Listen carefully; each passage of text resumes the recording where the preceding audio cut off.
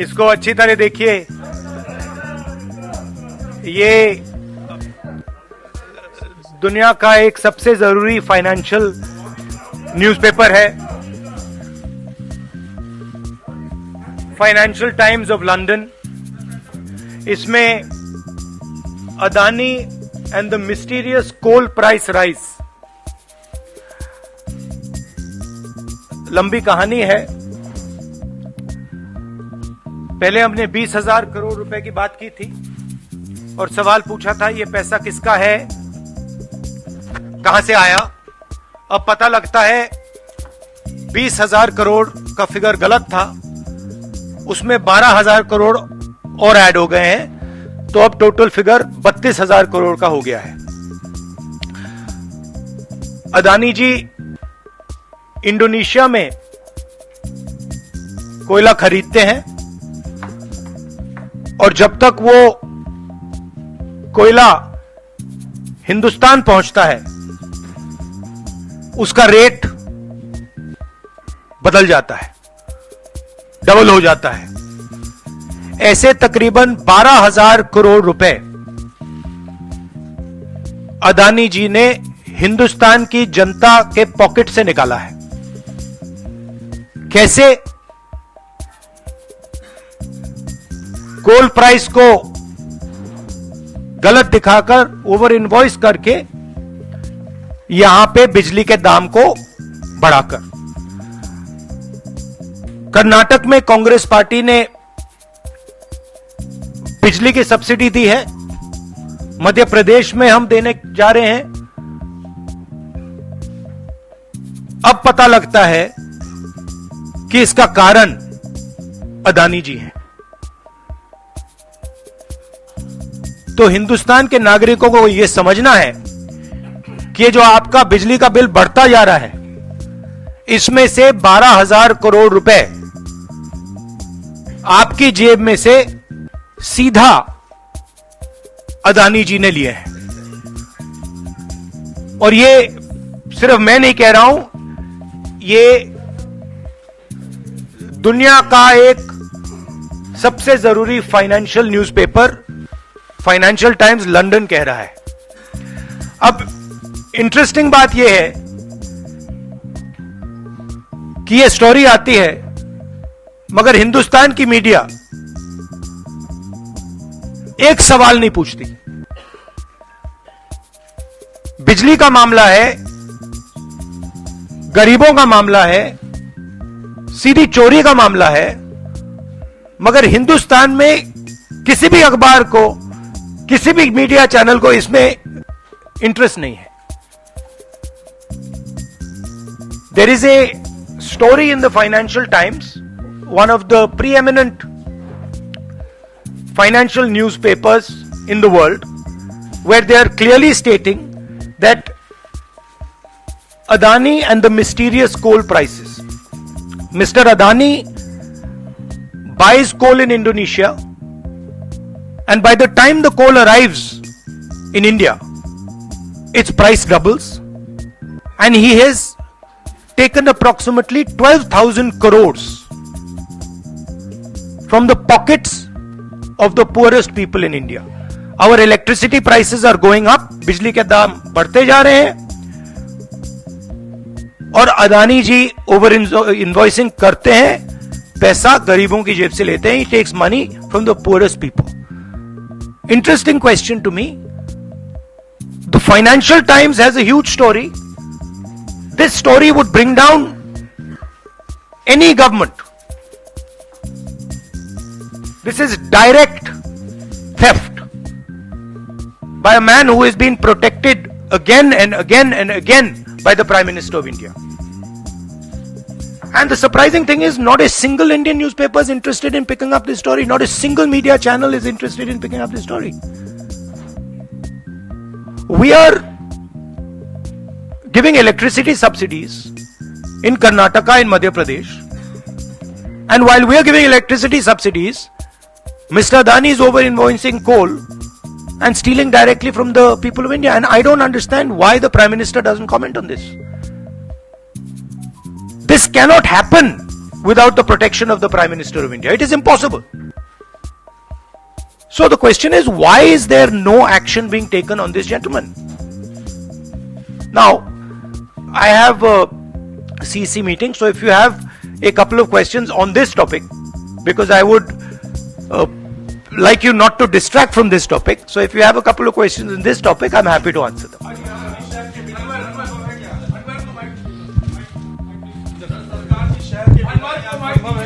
Hello, बिल्कुल नहीं हुई। हाँ। सर, आप लगातार इस मुद्दे को उठा रहे हैं और इसमें रोज एक नई कहानी जुड़ जाती है। हर हफ्ते 10 दिन पर सेबी भी जांच कर रही है और आप लोग लगातार जेपीसी की मांग कर रहे हैं। तो आपको लगता है कि सेबी की जांच से कोई नतीजा निकलेगा या कुछ और आप जेपीसी से ही लगातार आप इसको? सेबी ने सरकार को कहा कि हमें डॉक्यूमेंट्स नहीं मिल रहे हैं।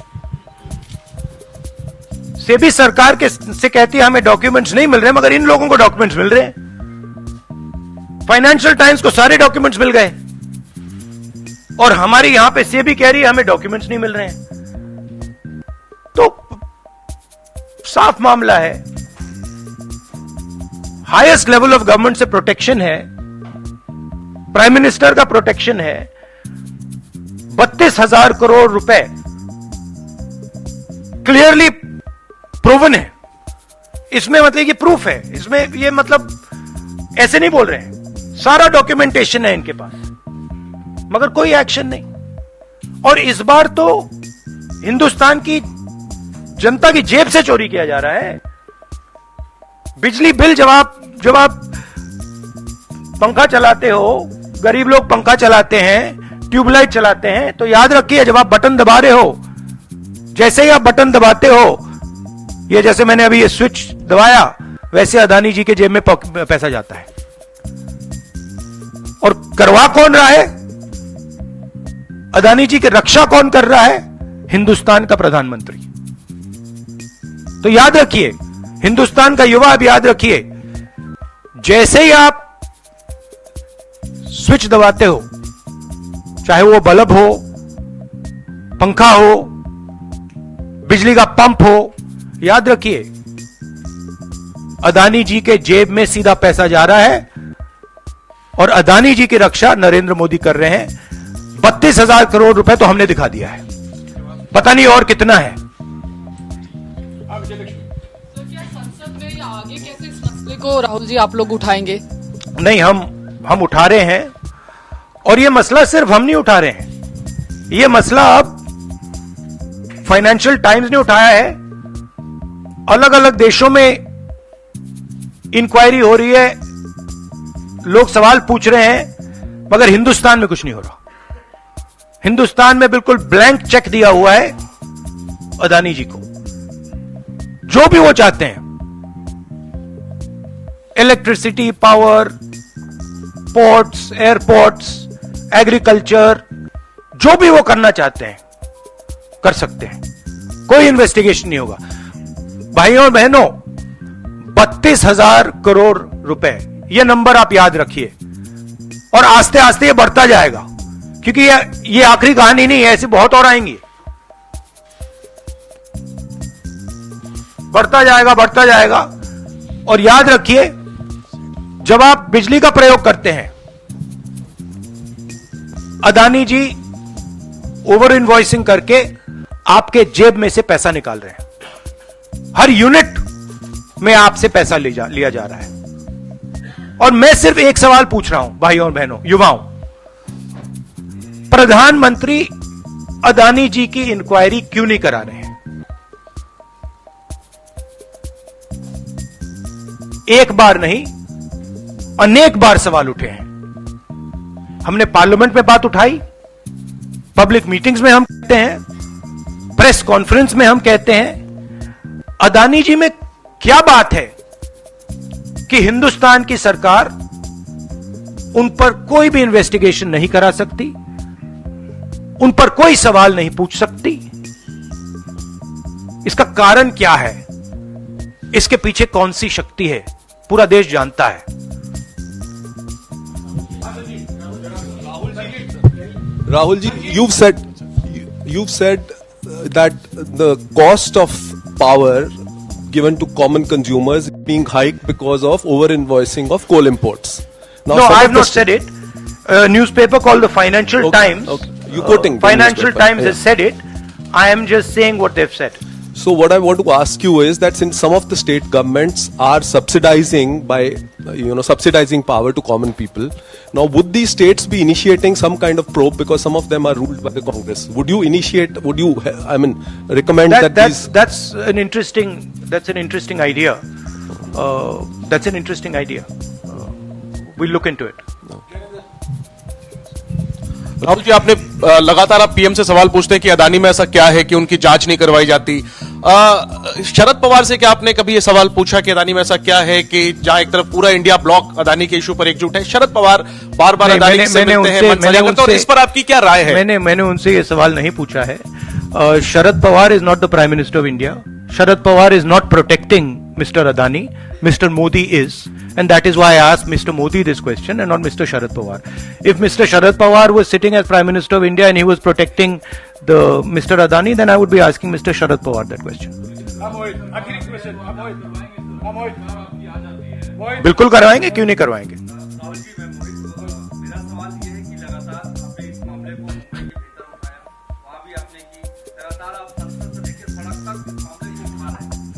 कार्रवाई नहीं हो रही है।